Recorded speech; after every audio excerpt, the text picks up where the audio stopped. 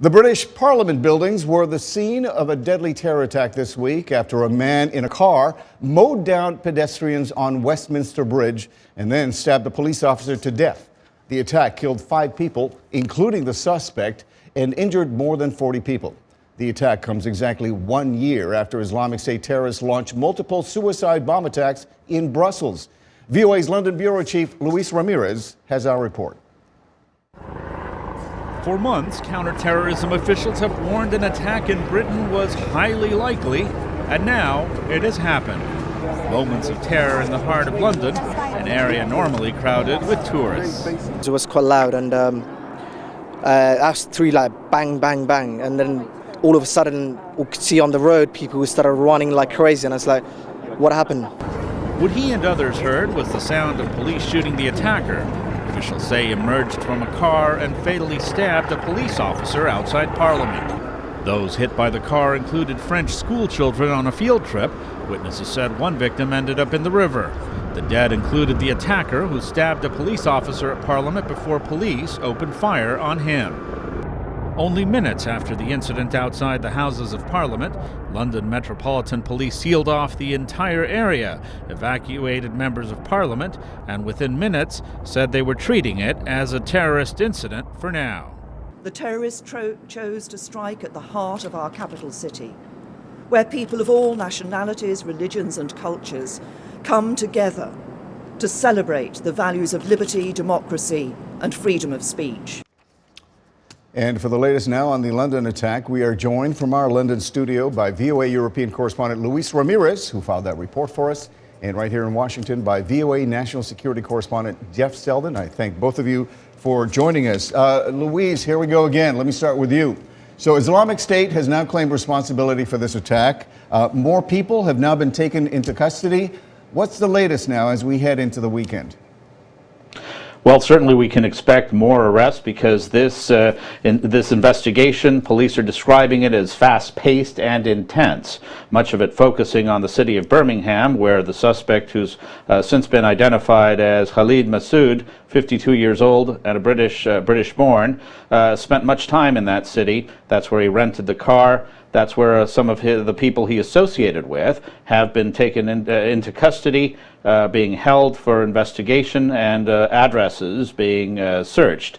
Authorities going through everything that he touched, his electronic devices, trying to find out what motivated him, how he prepared, who helped him. So essentially, how he brought all this together, whether he in fact acted as a lone wolf, or whether he was helped or inspired at the very least by extremist groups from outside the UK.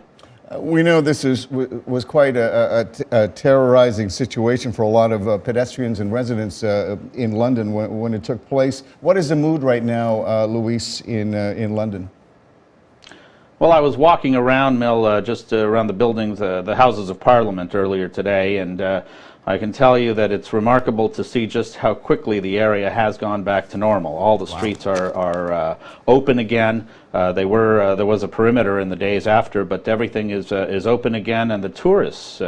This is an area heavily frequented by tourists. Everybody who comes here seems to want a selfie with Big Ben in the background. Well, they were back, and I talked to a number of them. They said, we're not going to be cowed. That's pretty much what the British are saying, that they will not bow to the terrorists and to those who are trying to divide this country through violence. I like that, the defiant tone that they've taken there, stiff upper lip and all. Jeff Seldin, I know we were talking about this yesterday, and some have described it as a lone wolf attack, but you say that's a bit of a misnomer, is what you're telling me.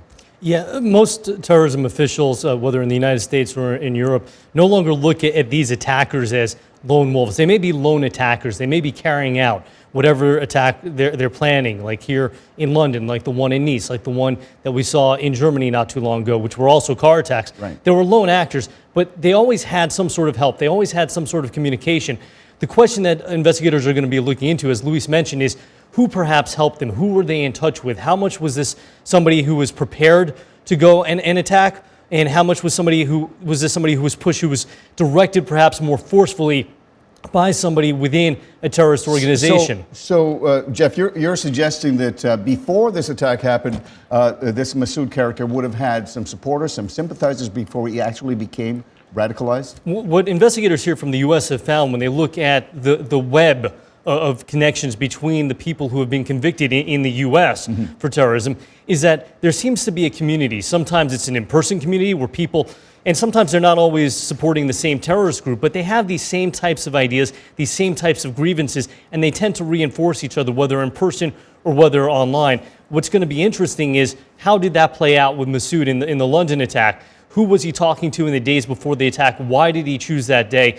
The Islamic State has claimed responsibility for the attack, and the language suggests that this may have been a directed attack. It did follow a lot of the playbook that the Islamic State has put out there for how to conduct this type of attack, and the Islamic State has been looking to carry out more attacks against the West as it loses ground in Iraq and Syria.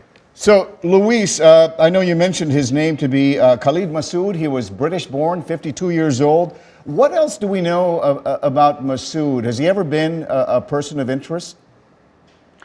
Well, his birth name was Adrian Russell Ajao, 52 years old, an English teacher, father of three. He was not the subject of a direct investigation on extremism, but officials, starting with Prime Minister Theresa May, have described him as one who was a peripheral figure in an extremism case that's been investigated. So he was very well known to MI5 and certainly to local police because he was a career criminal. If you look at his record going back to 1983, when he was 19 years old, he's got a long list of offenses, including assault, weapons charges, knife stabbing. So he was very well known to police, though not the subject of a direct investigation on terrorism. So he had been on the radar. Jeff, on a side note here, Islamic State, as you know, as you've been reporting, has lost a lot of ground in both Iraq and Syria. How does an attack like this at the heart of London affect them? Is this a benefit to Islamic State? Well, it plays into the strategy that they've adopted for some time. The last verified messages from Islamic State leadership, from Adnani and from their leader, Abu Bakr al-Baghdadi, encourage their followers, their fanboys online, if you will, to take more of a militant approach. And it started focusing less on preserving the caliphate. There was an admission that they were in trouble, and they wanted their supporters to stay where they were and to attack the West in the West. So this is something that they've been encouraging for quite some time. It's going to be interesting to see whether or not they're able, through their propaganda, to get more attacks, to motivate more followers, more supporters and sympathizers to take action. So this could possibly inspire more similar attacks? There was a lot of reaction after the attack by sympathizers online in the various channels and social media groups where IS supporters tend to congregate. But whether or not it's just a blip or whether it motivates further action and further attacks remains to be seen. Yeah, Luis, I'm running out of time, but I understand Prime Minister Theresa May has described this as an attack against freedom. How is the London media, how are the London tabloids playing this story out? Well, look, it comes at a very significant time because Britain is about to trigger Article 50 and get the Brexit process going. Right. Immigration, of course, a key subject, and we had right away right-wing figures like Nigel Farage going on Twitter saying if you open the door to uncontrolled immigration from Middle Eastern countries, you're inviting terrorism.